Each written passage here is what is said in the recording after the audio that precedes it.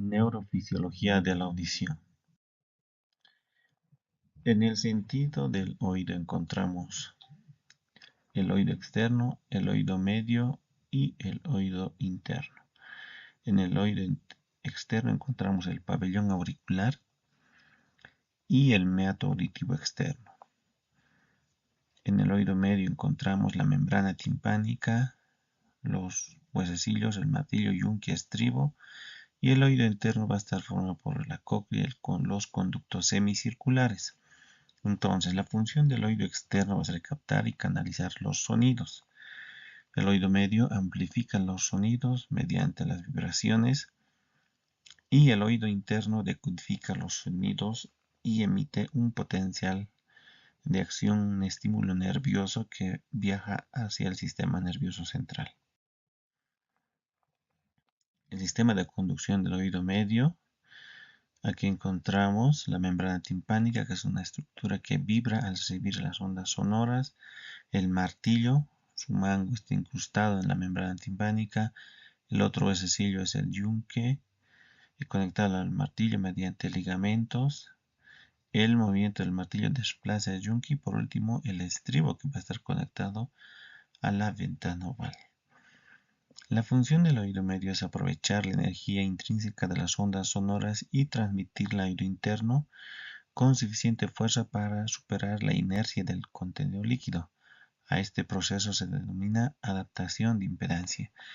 Ahí en la imagen vemos la onda sonora, hace vibrar el tímpano. 2. El martillo adherido se mueve contra el tímpano.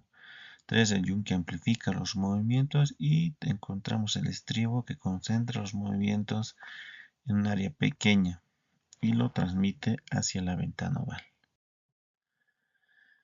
Encontramos aquí el reflejo de atenuación. Aquí participan dos músculos, el tensor del tímpano y el músculo del estribo. La contracción de estos músculos, del tensor del tímpano y del músculo del estribo, limita el movimiento de los huesecillos y modula la transmisión del sonido. Eso es el reflejo de atenuación. Luego encontramos otro concepto importante que es la transducción auditiva.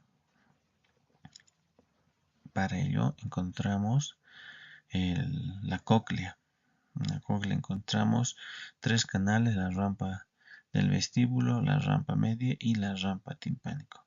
Entonces, al hablar de transducción auditiva, vamos a decir que el oído interno es el responsable de convertir el sonido, las vibraciones en estímulo nervioso para que se perciba este sonido en el sistema nervioso central.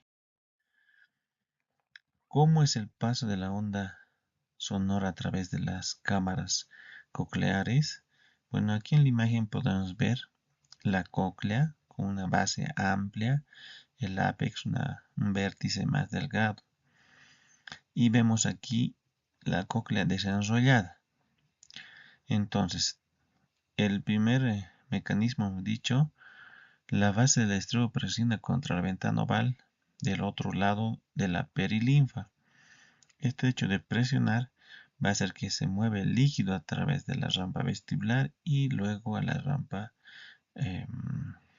timpánica.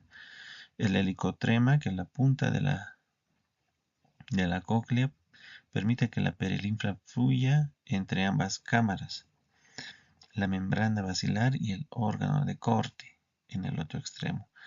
Luego tenemos el punto 2, el sonido provoca que el estribo presione sobre la ventana oval y el líquido de la perilinfa se mueve en sentido distal y hacia abajo. Luego la onda de presión viaja hasta la rampa vestibular y presiona hacia abajo a la membrana basilar.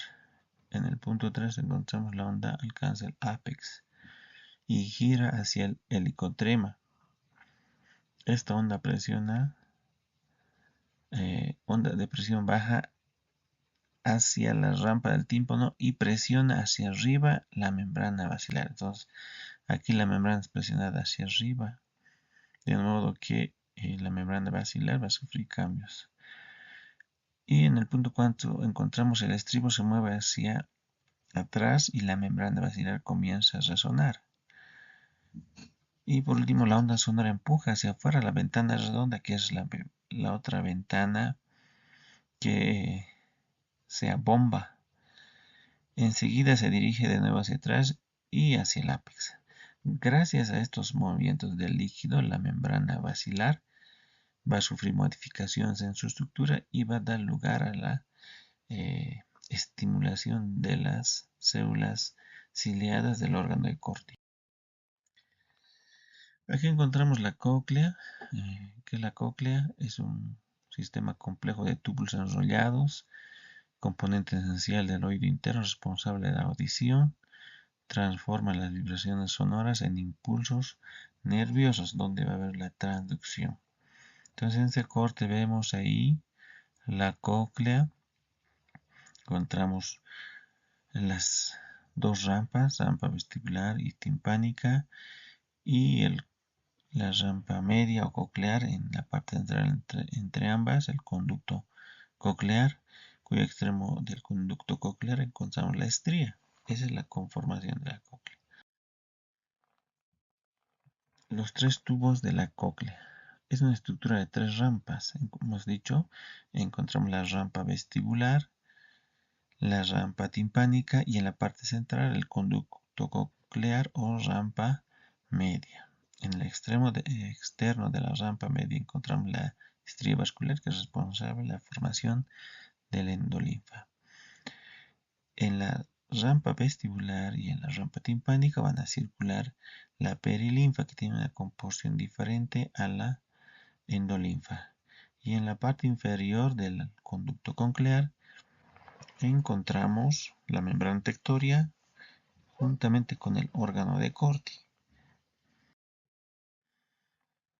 ¿Cómo se realiza la conducción de las vibraciones sonoras?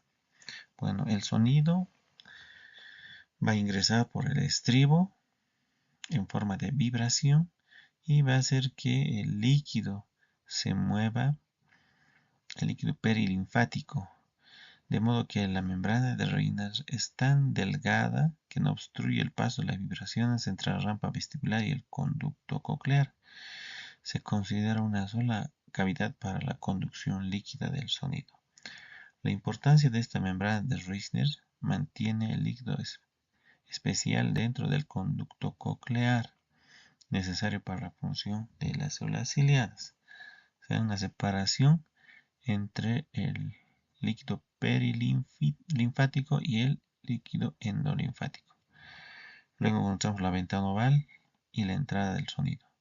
Las vibraciones sonoras entran a la rampa vestibular a través de la ventana oval. El estribo unido a la ventana oval por el ligamento anular vibra hacia adentro y hacia afuera. El movimiento del estribo genera ondas, lo que se decía, de presión en el líquido dentro de la cóclea, el movimiento del líquido perilinfático y también del líquido endolinfático ya en la transducción sensorial. La rigidez disminuye más de 100 veces desde la base hacia el helicotrema debido a la combinación de longitud y diámetro. Entonces la membrana basilar, ahí está en rosado, tiene sensibilidad variable a la frecuencia de ondas de sonido a lo largo de su trayectoria. Los sonidos de alta frecuencia, tono elevado, se van a percibir en la región más proximal de la membrana basilar, porque es la región rígida cerca de la ventana redonda, y los sonidos de baja frecuencia, tono bajo, en el extremo distal de la membrana basilar. Esta región es flexible, es cerca del helicotrema, el otro sería cerca del modiolo. Ahí vemos este ejemplo que está en gaito.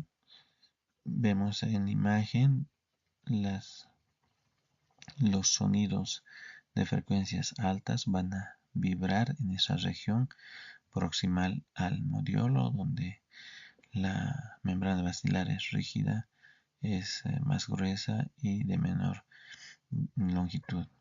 En cambio, las ondas o frecuencias bajas van a vibrar en el extremo distal. Este es el patrón de la amplitud de la vibración de la membrana basilar. Tenemos ahí las curvas y continuas recogen la posición de una onda sonora sobre la lámina basilar cuando el estribo está totalmente desplazado del punto A. Vemos ahí, está vibrando la membrana basilar. El punto B retrocedido a su punto. El punto C completamente fuera del estribo.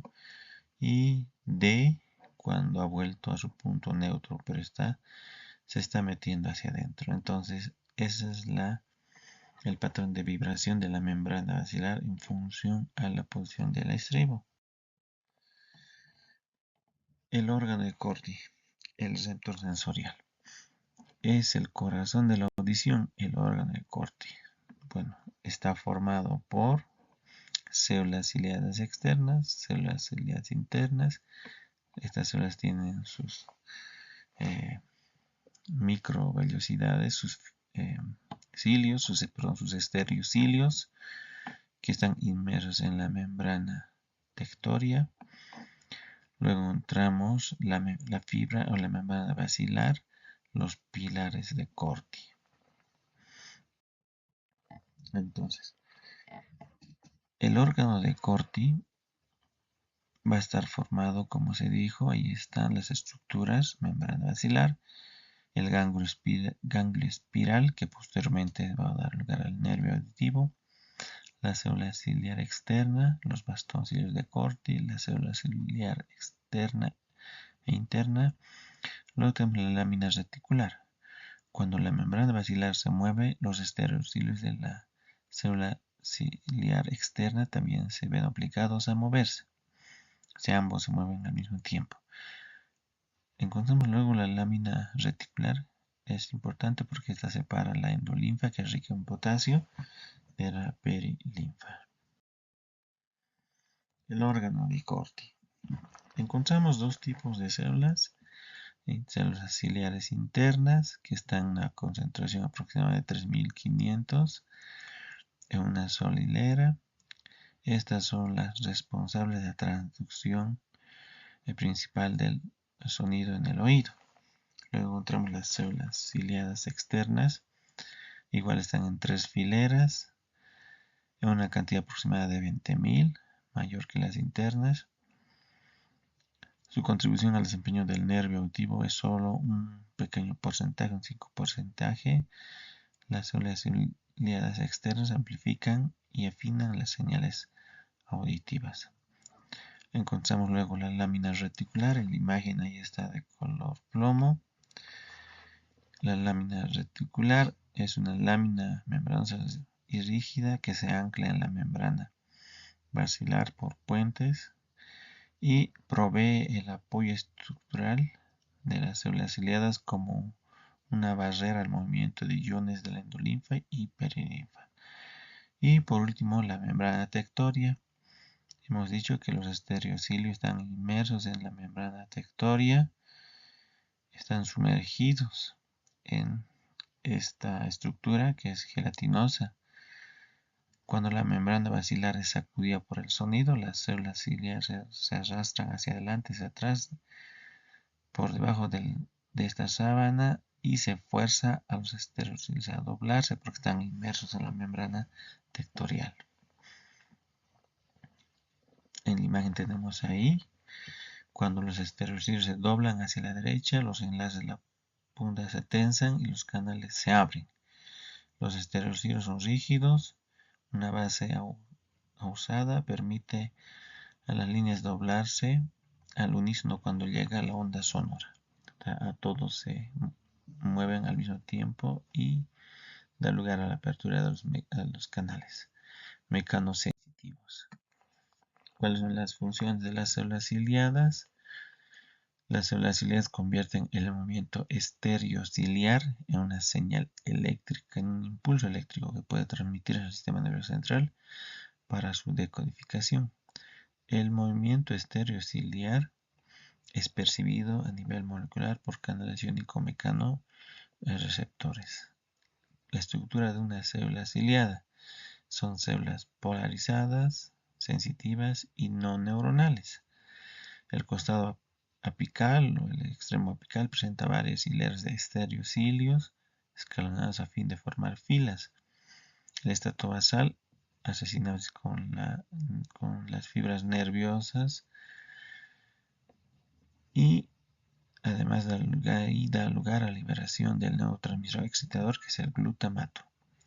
Tenemos los estereocilios, son rígidos, llenos de actina, más delgados en la base, donde se encuentran con el cuerpo de la célula ciliada.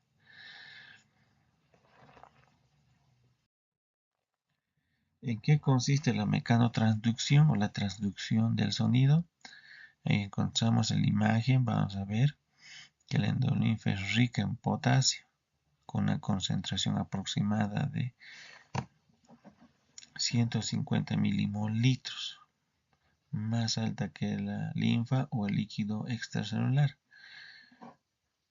La perilinfa es similar en concentración al líquido extracelular, con una concentración baja de potasio. En cambio, la endolinfa tiene una concentración alta de potasio. El interior de la célula ciliar en relación con la endolinfa es de menos 120 milivoltios, lo cual crea un gradiente electroquímico para el influjo de potasio a través de la membrana estereociliar.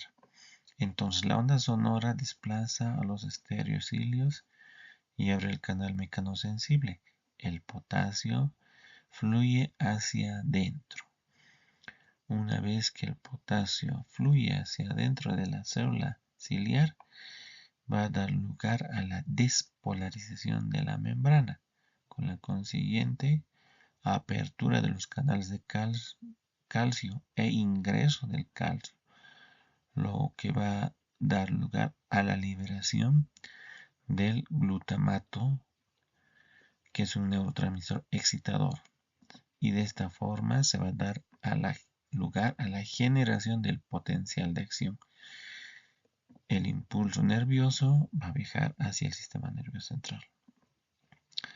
Y como último paso, el potasio sale de las células ciliares a través de un canal basal para su reciclaje. Entonces, ese es el mecanismo de la mecanotransducción. Vías nerviosas auditivas. Las señales auditivas se transmiten desde la cóclea hasta el sistema nervioso central a través del ganglio espiral, que se localiza dentro de la columena, o sea, forma parte de la espiral de la cóclea. El nervio coclear se une con el nervio vestibular para convertirse en el octavo par craneal, el nervio vestíbulo coclear, que a su vez se proyecta al núcleo coclear en el bulbo raquídeo del tronco encefálico. Muchas de estas fibras cruzan entonces la línea media y viajan al tubérculo cuadrigémino inferior del mesencéfalo, un área que participa en la integración auditiva. A partir de ahí, la información se traslada a la corteza auditiva primaria y las áreas relacionadas con el lenguaje, área de Wernicke, para su interpretación. ¿Cuál es la función de la corteza cerebral en la audición? Bueno, esta área encontramos localizada en el plano subtemporal de la circunvolución temporal superior, también en la cara lateral del lóbulo temporal y gran parte de la corteza de la ínsula, incluso en la porción lateral del opérculo parietal. Primera función, procesamiento inicial de las características básicas del sonido, como ser la frecuencia, la intensidad, el timbre y el ritmo. Segundo tipo de función, procesamiento auditivo a nivel superior. Más allá de las características básicas de frecuencia, intensidad, timbre y ritmo, la corteza auditiva participa en tareas más complejas. Localización del sonido, reconocimiento de patrones sonoros, como ser reconocer melodías, armonías, el ladrido de un perro, el claxon de un coche, identificación del sonido, atención auditiva, memoria auditiva.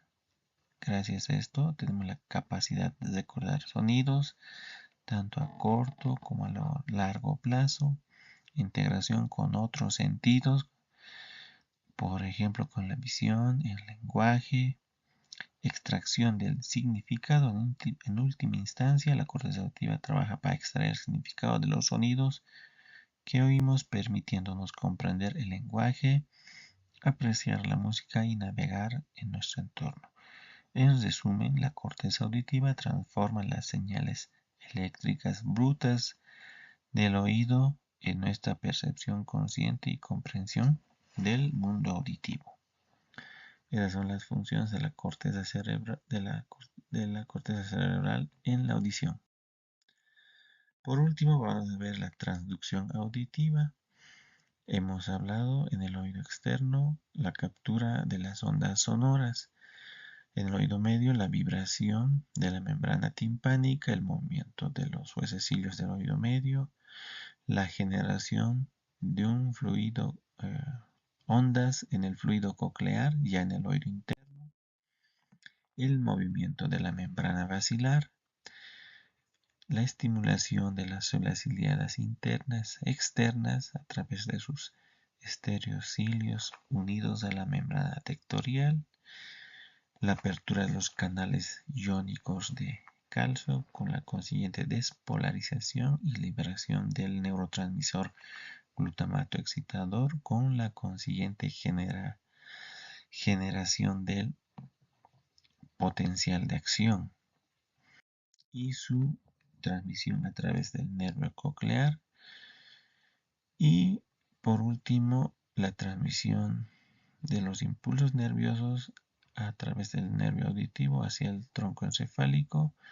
luego al tálamo y finalmente llegan a la corteza auditiva, donde se interpreta, procesa y se emite una respuesta.